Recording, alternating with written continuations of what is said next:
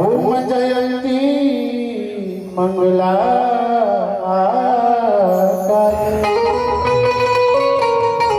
ओम जयंती मंगला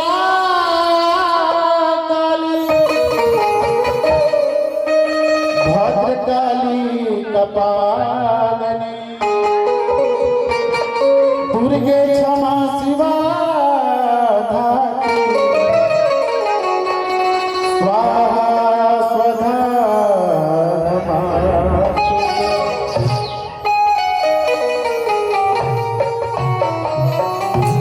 अखंड मंडलाकारं व्याप्तेन चराचरं तत्पदं दर्शितं येन तस्मै श्री गुरुवे तो माता पिता ने जन्म दिया तो गुरु ने दिया तो मां सरस्वती ने सुर दिया कर्म लिखा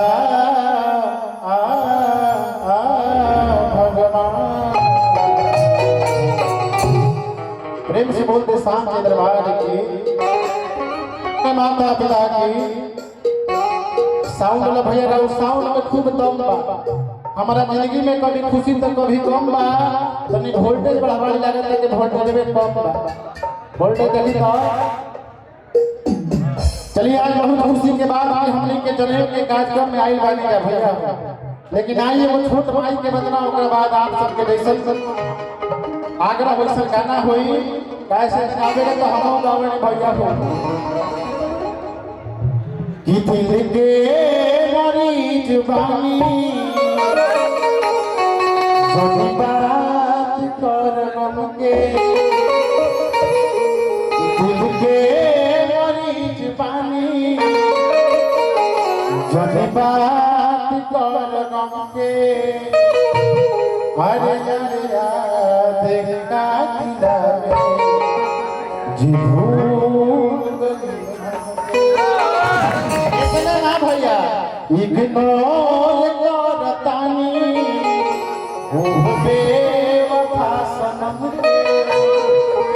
इग्नोर करतानी हो बेवफा सनम के याद याद का दिलावे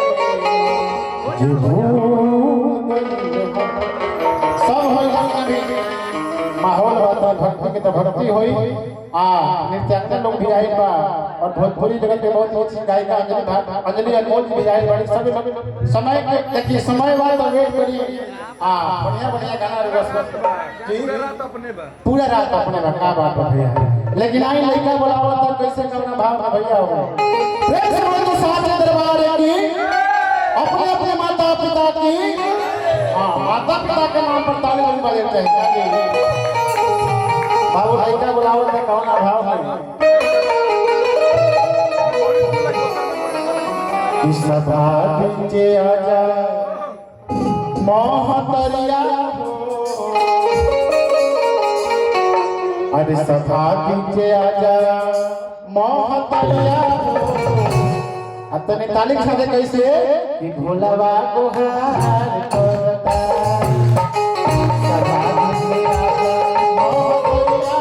भोलावा को हार करता फेर दे तू हमरो अमरिया हो फेर दे तू हमरो अमरिया हो लइका को हार करता सभा के आजा मोहबरिया हो लइका को हार करता आवाज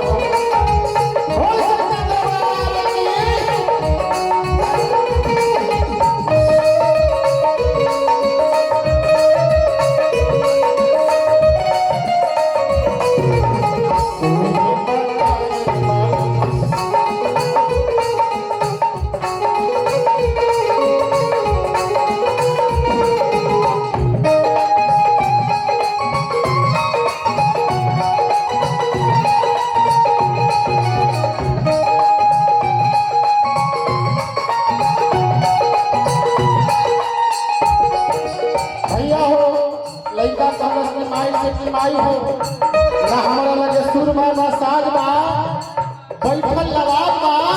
लेकिन तहार कृपा बा कि पूछत हमसे समाज बा लइका कहल सुरमा ना साज बा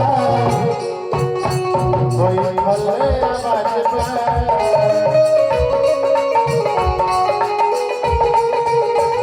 सुरमा ना साज बा बैठल आवाज बा बाहर की पासे हमके उठते समाज बा लइका गलत माई हो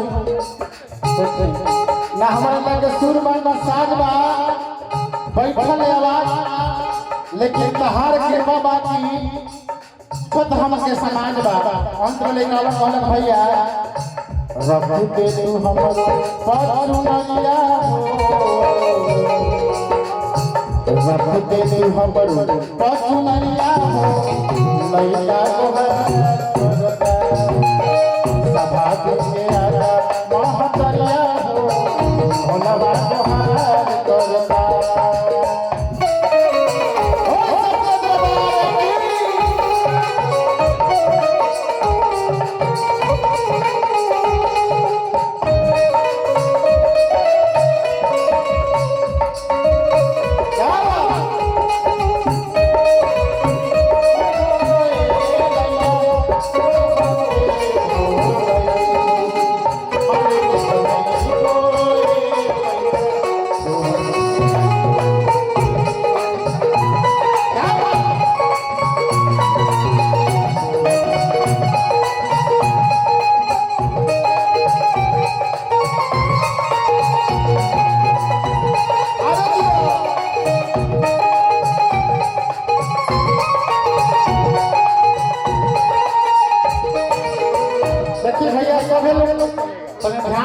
कहल जाला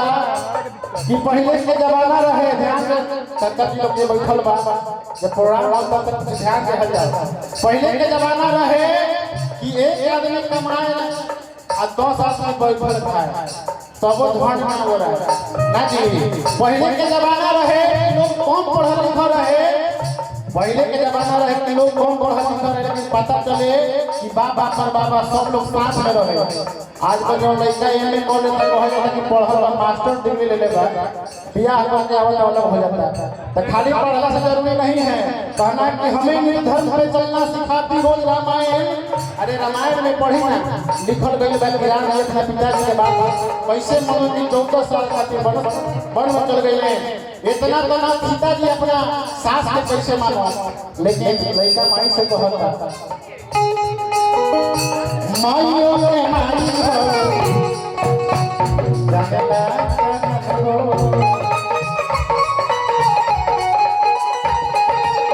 तोहरे कृपा से करो भोला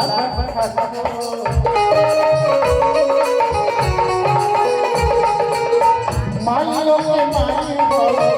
जगला हो तोहरे कृपा से करो भोला बखान हो लइका कहता कि माई आई पानी माई हो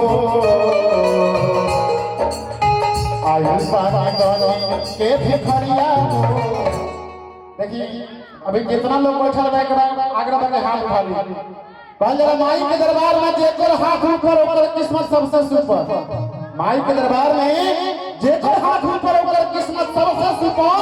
आ माई के दरबार में जेकर हाथ नीचे ओकर किस्मत पंडाल के पीछे एमे गोजर के तौर से खाली हाथे उठावता लेकिन बाबा रामदेव कहेनी कि कीजिए योग रहिएगा निरोग कीजिए योग रहिएगा निरोग आए थे बाद में जब धौल लेने लोग तो कितना कीजिएगा योग तो ठीक नहीं होगा इसलिए ताली बजाइए माई के दरबार में भी बैठे हुए हैं भगवान के दरबार में बैठे हुए हैं ताली बजाएंगे रोग भी भागेगा और माई के पास अरदास भी जाएगा तो ताली के साथ बने चौगुन के भाव दिखाओ बढ़िया से बजाओ भक्ते तू हमरो पचुनरिया हो ताली के साथ कैसे भोला बाबू हो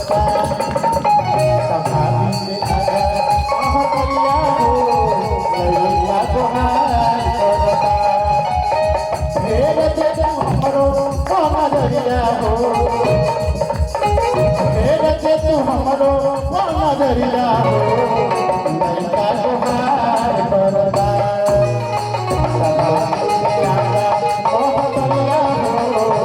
भोलवा गुहार करता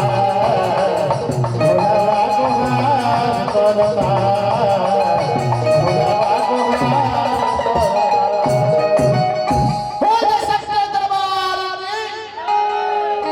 ताली बजाओ महाराज मनुष्य होता भैया देखी हम कोनो चीज डायरी से ना कहनी हमर नाम है भोला ये मंच पर